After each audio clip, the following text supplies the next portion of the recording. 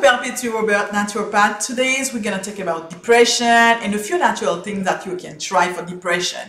So many times when people have depression and they go to the doctor and they give them medication, which is okay, but sometimes what's happened, they spend a lot of time on medication because they never try to go and see how is their diet. So they are loaded with medication and there is a lot of side effect of those things. So if you look at your diet, you're gonna see what kind of food are you eating on a regular basis. And diet can really help you to improve your mood.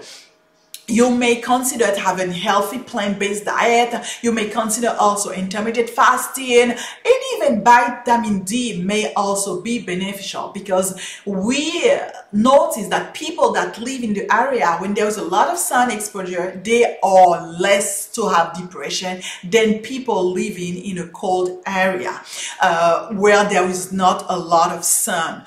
Something that is good, very important, is to fix your gut, because there is a huge connection between what's going on in your large intestine and your overall mood. So if your gut is inflamed, if your gut is leaky, if your gut have a lot of full of not so good bacteria that is important for your well-being, you may have depression. It might affect your mood.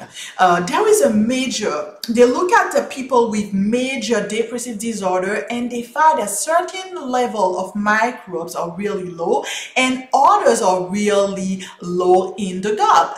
And this microbe might have a really huge influence on their overall mood. So there is one microbe in particular that could have many different benefits for someone that is depressed. It's called Lactobacillus bifidobacterium. That's a Latin word. I know it's hard sometimes to even pronunciate that word. So that kind of microbe, the Lactobacillus bifidobacterium, can be found in food like cabbage, especially fermented cabbage, because after a certain time that bacteria get multiplied and it can help support your gut. Sauerkraut is really good food to do. So you can even do it at home. It's just like putting cabbage in a mason jar and turn it off and let it there for a certain amount of time. And kefir is really good. Pickles are really good also.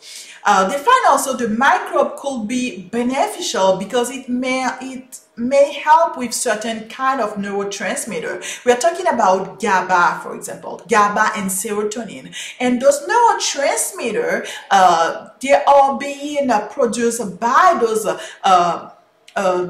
microbes, the Lactobacillus bifidobacterium.